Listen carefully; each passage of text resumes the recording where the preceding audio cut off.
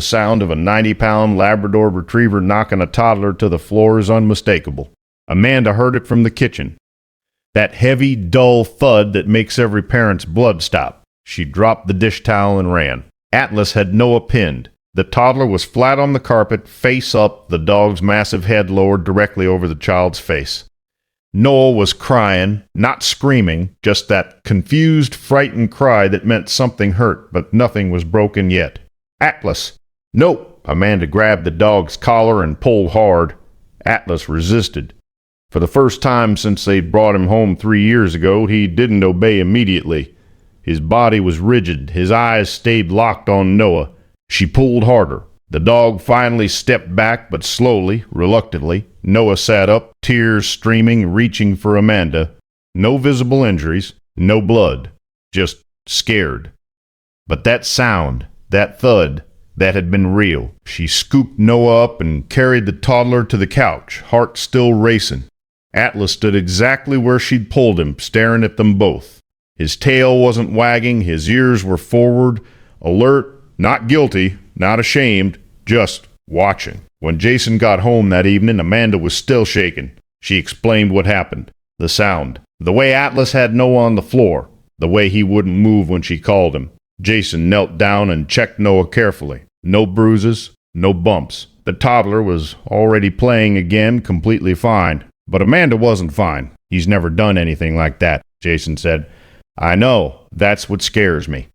Jason looked at Atlas. The dog sat in the corner of the living room, eyes moving between Jason and Noah, calm, steady. Maybe it was an accident. Maybe Noah startled him. Amanda shook her head. It didn't feel like an accident. It felt deliberate. That night, they kept Atlas in the laundry room while Noah slept. It felt wrong. He'd never been locked away before. But Amanda couldn't shake the image of that moment, the weight of the dog on top of their child. The next morning, it happened again. Amanda was changing Noah's diaper when Atlas came into the nursery. He walked directly to the changing table and pressed his nose against Noah's face, not sniffing, pressing. Atlas, back. He didn't move. She said it louder. Atlas, back, now. He took 2 steps back, then immediately moved forward again, nose going straight to Noah's mouth. Amanda's patience snapped. Out, now. That afternoon, Amanda called the vet. The vet listened carefully. Asked questions. How old was Atlas? Had there been any other behavior changes? Any aggression toward other people? No, just no. The vet was quiet for a moment, then said, it might be stress. Sometimes dogs react unpredictably when there's a baby in the house, especially if they were used to being the center of attention. Amanda thanked her and hung up. By that evening, she'd made the decision. Atlas couldn't stay. Jason didn't want to believe it. He'd raised Atlas from a puppy. Trained him, trusted him, but he'd also seen the fear in Amanda's face. He'd heard the description of that moment, the dog on top of their child refusing to move. They agreed to call a rescue organization in the morning. That night, Atlas slept in the garage. Amanda lay in bed, staring at the ceiling. She felt guilty. She felt scared. She felt like she was betraying a family member. But every time she closed her eyes, she saw Atlas's head hovering over Noah's face, and her chest tightened. At 2:47 a.m., the baby monitor lit up. Noah was crying, not the usual fussy cry, something else, a strange, weak sound. Amanda sat up immediately and grabbed her phone. The video feed showed Noah in the crib, barely moving. She ran. Jason was right behind her. When they opened the nursery door, Atlas was already inside. He'd somehow gotten out of the garage, somehow made it through the house, somehow opened the nursery door, or it hadn't latched.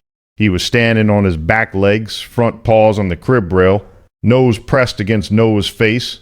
Atlas, get back! Jason grabbed the dog and pulled him away. Amanda reached into the crib and lifted Noah. The toddler's skin was pale, cold. The crying had stopped. Something's wrong. They called 911. The paramedics arrived in 6 minutes. One of them took Noah from Amanda's arms, checked vitals, asked rapid-fire questions. When did this start? Any fever? Any vomiting? Any known allergies? The second paramedic noticed Atlas. He was standing in the hallway, completely still, eyes fixed on Noah. Has the dog been acting strange? Amanda nodded, barely able to speak. Yes, for 2 days. The paramedic looked at Noah again, looked at Atlas, then looked at Amanda. We need to get to the hospital. Now. At the ER, a doctor examined Noah thoroughly. Blood tests, monitoring, questions. Then she came back into the room with a printout and a very serious expression. Your nonsense electrical activity in the brain showed pre-seizure patterns. Amanda's breath stopped. The doctor continued, her voice calm but firm. Another 10 minutes and we would be having a very different conversation. She looked at both parents. What made you bring Nim in tonight? Amanda explained the crying. The monitor, the pale skin. The doctor nodded slowly. And the dog, Amanda looked at Jason. He looked back at her. He wouldn't leave Noah alone, Amanda said quietly. For 2 days, we thought he was being aggressive. The doctor's expression softened. Dogs can detect seizure onset before we can. It's documented. The change in scent and breath chemistry, they pick it up long before symptoms are visible to us. Amanda sat down. He was trying to tell you. When they brought Noah home 3 days later, Atlas was waiting by the door. Amanda knelt down and put her arms around his neck. I'm sorry, she whispered. I'm so sorry. That night, Noah slept in the crib. Atlas slept on the floor beside it. No one asked him to. He just did.